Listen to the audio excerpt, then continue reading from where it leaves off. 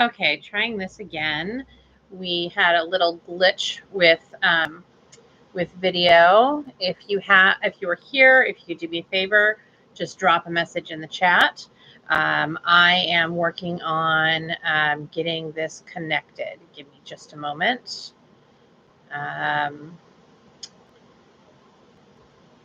And apologies that if you're watching this later, this may be not particularly exciting. So give me just a moment. We're getting ready to go. Let's see, live. All right, so we are live. We've got our lovely cat in the background. She may or may not join us. My dog is sitting nearby waiting to pounce on getting any attention. It looks like right now I'm talking to myself, so I'm going to give just a minute for folks to come online. Because I did have to put up a new link. So I'm going to wait just a moment for folks to join.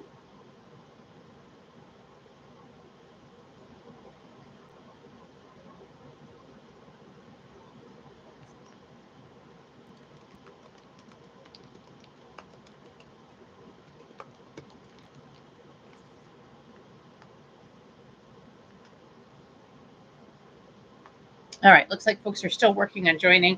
I see a thumbs up, so maybe folks are here. If you're here, go ahead and put a message in the chat and feel free to ask questions. So I did have to restart this. I apologize. I had new software this year in anticipation of doing town halls. Most of my work throughs were scheduled for the next couple of weeks, so I'm still new to the software. Tuesday town halls are going to become a regular weekly feature starting around July 19th.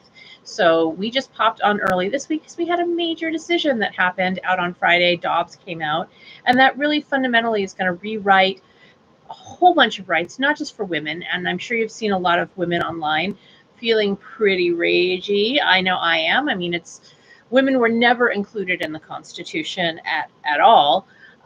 We did get added eventually, but my grandmother not only was alive, but was a walking, talking being. She was born several years before women were even given the right to vote. So women have always sort of been a subordinated citizen class, but it's not just women. A lot of things are based on privacy. So I think there's a lot of folks that initially were perhaps happy. There's a lot of people who call themselves pro-life that are very happy about this decision, but there's some things about it that really don't help them either. So this is a really, really bad choice, I think, on behalf of our Supreme Court. I don't think fundamental rights should be something that vary from state to state. A lot of things like family law, for example, there's a lot of variance from state to state based on regional custom, but you still have constitutional underpinnings and constitutional rights to raise your children. So one of the things that you'll hear people being very excited about is that, now there is the power to prevent abortions. And there's a whole bunch that we can talk about, probably not tonight, related to why that's just awful policy. But the problem is that's not really what this does. What this does is it says the government can get involved in that area pretty intimately, and the dog is going to be joining us, it seems, for this video. So if you haven't met the dog, this is the dog.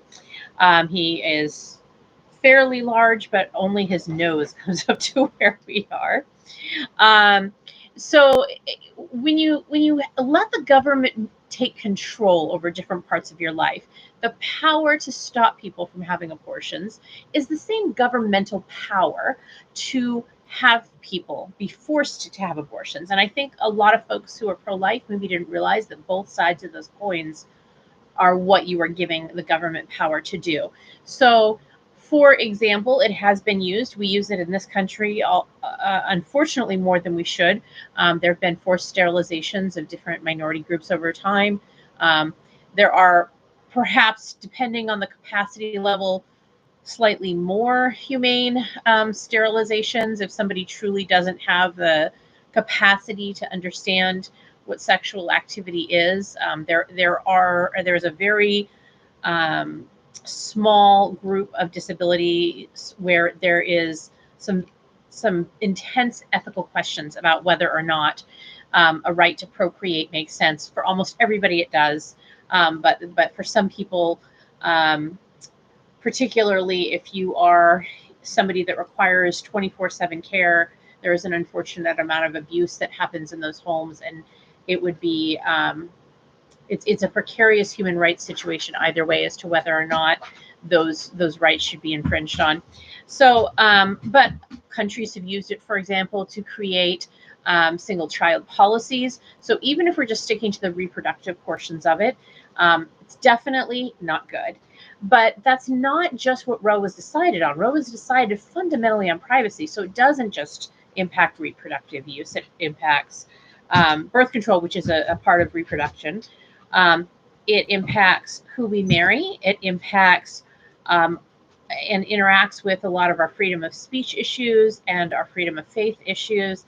So once you start letting the government get mucked up in your personal life, it's very difficult to separate them back out. And that is the truly horrifying thing about sort of losing the protections that Roe gives to us on a national scale is that, I personally, my belief is that Roe didn't go far enough because it did allow government intrusion still into some very private areas of our lives. The government just shouldn't be that big. I am starting to get questions. I would love to hear an analysis of how the Supreme Court decision will impact other rights that are based on the right to privacy. Yeah, so that's what we're talking about.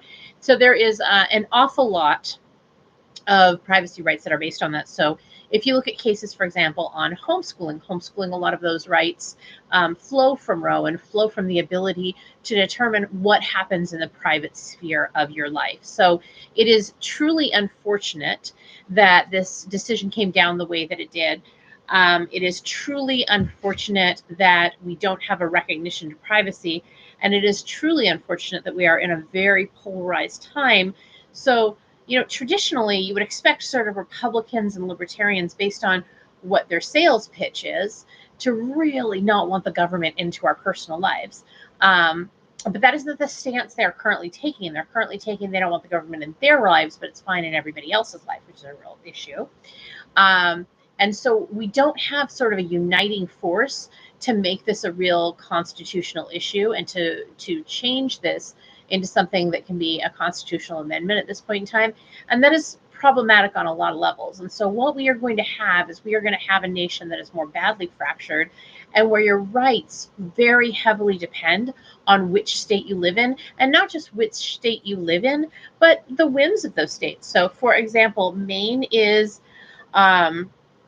a fairly rights protected state, but a lot of those rights aren't in our Constitution, and any law can be changed up to and including the Constitution. But the more intense the law is, if it's a state law, is harder to change than a state constitution. For example, it requires more votes and more work to do that. So Maine has reproductive rights and the right to abortion that is covered by our laws, but it isn't codified in our Constitution. So that is going to be problematic here. So because Maine, for example, is a purple state, what that means is we may have, periods of time when a group is in charge that doesn't like those rights, and they can be overturned fairly easily. So that is a big problem. And that's a big problem in a lot of states. There's very few states that have enshrined privacy into their constitution. And the problem is, because we've neglected our Constitution, we haven't had a lot of amendments lately, because we've done a lot of constitutional and legislative neglect. A lot of the rights that we have that have been taken for granted are now suddenly they have a giant question mark after them. Are these real rights? And the answer that we got on Friday is no. So there are people who will say that we had this didn't really change anything. That's obviously not true. There are states where somewhat instantly it became illegal to have an abortion. But beyond that, it brings all of those other rights into play too. And that is a very big problem. And it's going to put a lot of what we thought of as baseline rights into the hands of 50 different legislatures to interpret. And though I generally like states' rights for some things, so for example, states' rights are a great place if you're wanting to try to see what you can do to combat some of the climate change issues, if you want to take steps to advance things. So California has sort of set the standard over the last few decades for emission standards. And that's something that was done sort of under a states' right hook. So that's something that can be done. Gay marriage, though it ultimately changed, same-sex marriage changed through a constitution or a case at Supreme Court, various states were already making progress under the guise of state rights, being able to do that, and under, essentially family section, the home and safety provisions are generally left, the health, the welfare, and safety of citizens are generally left to the states versus the federal government, though there's obviously some pretty large carve outs. So I think the real issue that we have is that it's not just reproductive rights that have fallen, it is also a phenomenal amount of privacy rights. And then we're going to have 50 different interpretations of that. And we're going to have people who had rights that just don't have rights anymore. The decision itself signaled, hey, go ahead and go after gay marriage. We don't have a problem with that. Hey, go ahead and make homosexuality illegal again. And those are just spaces that the government doesn't belong. That is our private, personal lives, and those sorts of persecutions don't belong anywhere. They most certainly don't belong in America. So I feel like I'm running on a little bit because this is the first time we've done one of these this year. Are there any other questions that have popped up? This is going to be probably fairly short because I had to restart a video link and I don't have a huge amount of viewers on right now. And this will just be something that goes up and is available. If there aren't any other questions, I think it might just be you and me right now. The person I have that has sent a message in chat. Find me online with Twitter. These are going to be coming back, and they're going to be much more focused in the future. Starting in July, there's going to be 2 series. There's going to be Tuesday town halls, which should be most Tuesdays. There may be some events that conflict with it, but most Tuesdays there'll be 8 town halls that are open for anybody to participate in. I think that it's really important to have access to people who are candidates and people who are just in office. This is something that you would likely see continue, though it may not be every single Tuesday depending on obligations in the event that I'm elected to the House. I also do Breakfast with Tiffany, which is just Saturday mornings. We get together. I'll probably still be in PJs.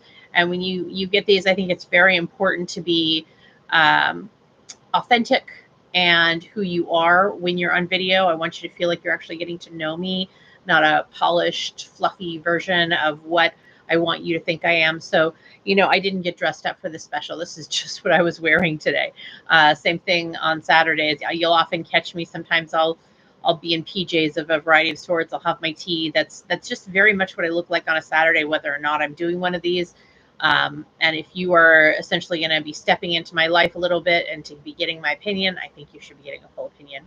I'm going to go ahead and wrap up. If there's anything else that you need, you know how to find me online, and I'll see you back here in a few weeks for a more regular set of sessions, and we'll have topics that are a little bit better structured in advance.